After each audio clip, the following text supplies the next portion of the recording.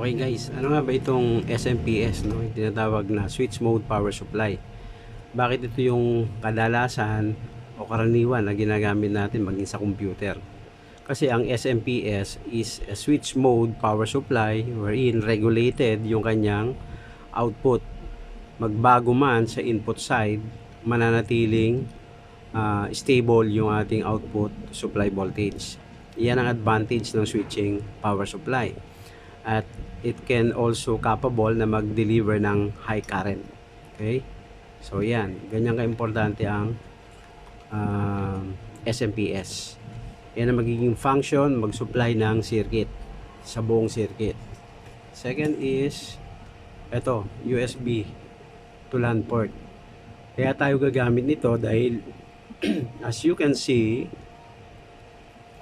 yung ating Orange Pi ay meron lang na isang LAN port. So ito yung second port, no? Ginamit ito para magkaroon tayo ng dalawang LAN port. Through USB, yan. Magkakaroon ngayon tayo ng second or additional LAN port. Okay. So also we need this one, yung tinatawag nating relay module o relay switch. Napaka basic lang naman ng function ito. Switch lang talaga ito, electronic switch. Kaya tinawag din siya switch dahil relay nga ito, on off electronically. It was driven by electronic. Okay? Yun lang ang function naman ito, actually switch. At ito naman yung buck converter na napakaliit, napaka basic lang din ng function ito, is to step down the input voltage which is 12 volts down to 5 volts. Ito ang main function ng buck converter or DC to DC converter. Also, ayan, gumamit lang tayo nito yung mga ganitong kable, napaka basic, para lang ma-convert natin yung requirement, no? Kasi itong buck converter, as you can notice, ang output dito is USB So kailangan ng ating Orange Pi na 5 volt supply, at ang 5 volt supply na yon ay i-inject or ipapasok natin, i-insert natin dito sa plug na to. Boss, itong USB to female jack na to, no? Pwede kayo mag-improvise dito Not necessarily na bumili pa kayo. Kung meron kayong sirang USB cable galing sa mga charger nyo, keyboard, mouse, at meron din kayong ganitong klaseng jack, pwede nyo nang pagtugtungin, no? Para-paraan lang hanggang pwede nyo na magamit yon kung ayaw nyo madagdagan ng gastos o mabawasan yung gastos niyo pagka bumubuo kayo. Pero syempre kapag pambenta, dapat gawin natin presentable. Kahit pasabihin natin parang dugtong yan, gawin natin maayos. Okay, ang isa pa sa kakailanganin natin, itong tinatawag na LAN cable o yung local area network cable kapag tayo ay magbubuo ng piso wifi. So what else? We also have itong ating modem router. Ito yung lumang modem router ko, no? Ito kailangan din natin to. Ito yung pinaka access point na indoor access point na gagamitin natin para sa pagbuo ng piso wifi. First guys, kailangan din natin to, no? Itong card reader, para kapag maggagawa tayo ng image, ito na, gaya nakikita nyo na meron tayong TF card dito or yung micro SD. Dito natin install yung operating system ng piso wifi vending machine. That's why kailangan natin syempre ng desktop or laptop. Din tayo tinatawag na outdoor access point, no? Para sa pang wifi. Ngayon kung gagamitin yung pang business, para malayo yung range na ma-reach out nung signal, so ito, pwede kayong gumamit nito, itong ganitong access point. Actually itong gamit ko, no, yung Compass na model na E314N B2. Okay, ayan, pwede kayong gumamit ito. First guys, kailangan din natin to, no, itong card reader para kapag maggagawa tayo ng image, ito na, gaya nakikita nyo na meron tayong TF card dito or yung micro SD. Dito natin install yung operating system ng Piso Wi-Fi vending machine. That's why kailangan natin syempre ng desktop or laptop. So ito naman yung ating universal coin acceptor, no? Actually meron akong separate video about this. Yung panoorin nyo na lang kung ano yung kung paano kinakalibrate ito, kung paano pinoprogram. Yan yung coin slot wherein syempre gagamitin natin daw para dun sa mga coins na iuhulog. Like what I've said, kaya may nakikita kayong mga wires dito kasi may modification akong gagawin dito sa coin slot na to. And lastly, ito yung puso at isip ng buong circuit, no? Itong Orange Pi.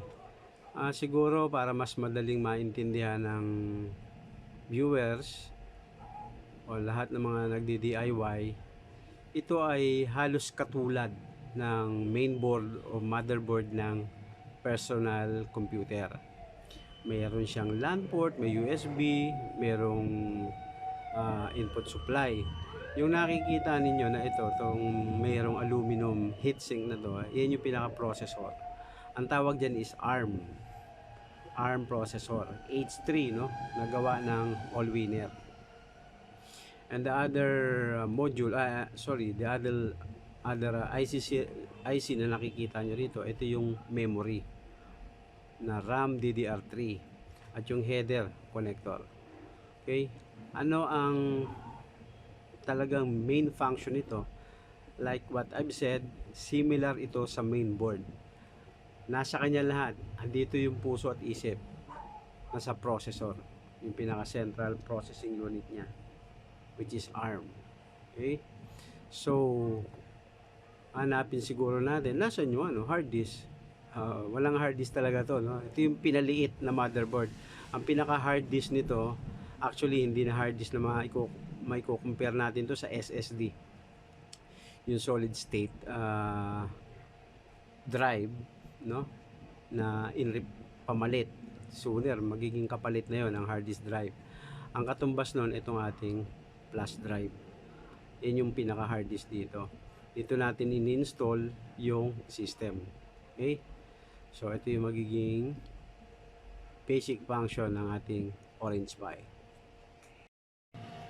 By the way guys, no, I forgot, may nalimutan nga pala ako, ihahabol ko, no. Ito, kailanganin natin to, no, calculator. Dagdag kaalaman to na ibibigay ko sa inyo. I suppose hindi nyo pa nakikita to, no.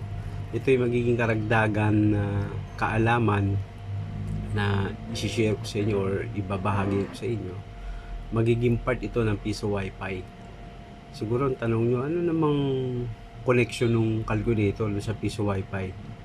Well, masasabi ko lang siguro, no, panoorin nyo ng buo yung video na to hanggang sa last part kasi doon nyo makikita kung ano ang magiging gamit nitong calculator sa Piso Wi-Fi.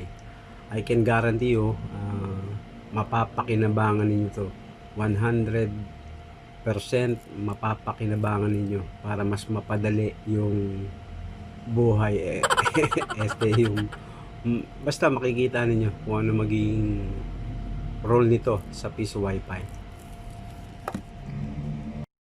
First guys, kailangan din natin to, no, itong card reader para kapag maggagawa tayo ng image, ito na, gaya nakikita nyo na meron tayong TF card dito or yung micro SD. Dito natin install yung operating system ng Piso Wi-Fi vending machine. That's why kailangan natin syempre ng desktop or laptop. Okay, ito yung typical na setup, no. Meron tayong modem router dito. Tapos ito yung LAN cable natin, connected dyan dun sa LAN port ng Orange Pi. Okay. Yung isang LAN port naman nakikita nyo, ayun yung papunta naman sa EP o yung access point. Okay. Yan. I think hindi na kayo maliligaw dyan. Okay guys, simulan na natin yung pag-aaral, no? Sisimulan ko ang discussion natin, no? Papakita ko sa inyo yung bawat function ng part ng piso Wi-Fi. Well, first of all, dito tayo sa power supply, which is the SMPS. Ito magsusupply sa buong system. Itong power supply na to has only one output voltage, which is 12 volts. Meron namang ibang mga power supply na multiple out, no? Meron 5 volts, at the same time may 12 volts din. So pwedeng gamitin. Actually, pwede rin kayong gumamit nung SMPS ng personal computer. Kaya lang medyo bulky, no? Pero kung gagamitin nyo lang for testing, pwede yon. Kasi unang-una, dalawa yung output voltage nun na basic requirement ng piso Wi-Fi, which is 5 volts and 12 volts. But for the meantime, ito muna, no, ang papaliwanag ko sa inyo. So meron tayong, we have power supply here having one output voltage which is 12 volts. So ito yon, 12 volts na yon. Pumunta rito sa connector na to yung balloon na jack and female and male socket, no? Tumakbo dito sa ating back converter, which is the DC to DC converter step down. So yung input voltage is 12 volts, output voltage niya ngayon is 5 volts na lang, which is yun yung kailangan ng ating Orange Pi motherboard, 5 volts only. Okay, and meron tayo dito na tinatawag na relay module. Ang function, basic function lang naman ito is mag on and off switch lang yan, actually electronically switch. So meron kayong mapapansin dalawang LED module doon. Ito in-improvise ko lang. So ito yung blinker LED and this one is yung ordinary LED lang. So magsuswitch yan. Once na nag-turn on itong relay o nag-umpisa na mag-boot yung ating system, iilaw to itong LED module na to. Since blinker siya, so makikita mo nagbi-blink siya habang nagbo-boot yung ating system. Once na na-complete yung buong system, or yung booting ng system, mag-off to, mag-on naman to. So pag nag-on to, ito yung indicator naman natin ng power supply indicator lang natin na yung buong system ay merong supply. Okay? So pansinin nyo, meron tayong plus and minus, which is color coded dyan, black and white, no? Dito, pumasok dito, no? Pumasok doon sa ating back converter, ang output niya is 5 volts. Okay? So meron tayong tatlong wires dito. Ginawa kong color coded para hindi nakanilito, no? Yung orange one is 5 volts. The green one, ito naman yung signal. Signal galing dun sa ating mainboard sa GPIO 3 or pin 3, no? Pin 5, sorry. Pin 5. So ito yung magti-trigger dito para mag-on to. Okay? We have the black one, yung black wire na yan, yun yung ground. Okay? So dito mapapansin niyo, meron tayong supply na 12 volts. Bakit meron tayong supply na 12 volts? Yun yung pinaka-common, no? Common dito sa switch na to kasi single pole double throw to eh. Kapag nag-on itong relay, pupunta yan dito, mag-on to. Once na nag-off na yung relay, yung ating contact is mapupunta rito. Ito naman ang ilaw. Okay, it's now. Okay.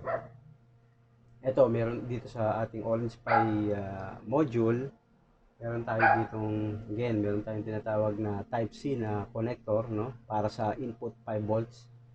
Meron tayong HDMI. We also have yung TF card or micro SD card slot. We also have yung 5 volts input dito, jack type. So ito yung tinatawag natin processor na may heatsink. Kailangan yan yung heatsink kasi umiinit ng processor. Meron tayong RAM, no? DDR3. We also have dito yung LAN port, the first LAN port kung saan dito kinoconnect yung internet from ISP or Internet Service Provider. We also have USB. Yung USB ginamit natin para magkaroon tayo ng extended or another LAN port. Itong LAN port na to is papunta naman to sa hub switch or diretso dun sa AP, yung access point natin, ano. So we also have yung ating point slot acceptor. And yung sinasabi ko nga sa inyo, no, na bonus, yung binabanggit ko na bonus, may calculator. Nabanggit ko kanina, anong gamit itong calculator na to? Anong connect dito sa piso wifi na to? Actually, magrara naman talaga yung circuit even without the calculator. But what is the essence or importance of calculator in the circuit? Well, actually, no, itong ating coin slot ay merong counter na tinatawag. Okay? So, yung counter, ito yan. Papansin ko sa inyo. Okay? So, dito sa ating connector na to, meron tayong 4 na wires. The red one, which is 12 volts. Itong white wire naman, yan yung coin. The black one is yung ground or yung common, negative. At yung gray wire, yan yung counter. So, yung counter na yan is kinonect ko dito sa calculator. Yan. Yan yung sinasabi kong magiging bonus, no? Magiging bonus dito sa discussion natin ito. Yung calculator ang magsisilbing digital counter ng piso wifi. So, ano yung digital counter ng piso wifi? So, although yung ating piso wifi per se, meron ng sariling apps yan na kung saan makikita natin yung ating sales kung sakaling ibibisit natin yung portal. Pero, ano yung role ngayon ng calculator dito?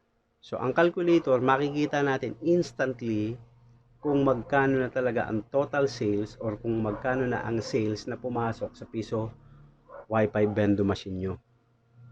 On how, simple lang yon, ano. Kapag nag-insert tayo dito sa coin, kung magkano man yung in-insert natin, i-count nyo yun. Let's say, naglagay tayo ng piso. Okay? Let's say, naglagay tayo ng piso. So, once naglagay tayo ng piso, magka-count siya ng 1. So, naglagay tayo ng 5 pesos. So, magbibigay siya ng additional 5, magiging 6 yun. Naglagay tayo ng 10 pesos, so plus 10. So forth and so on.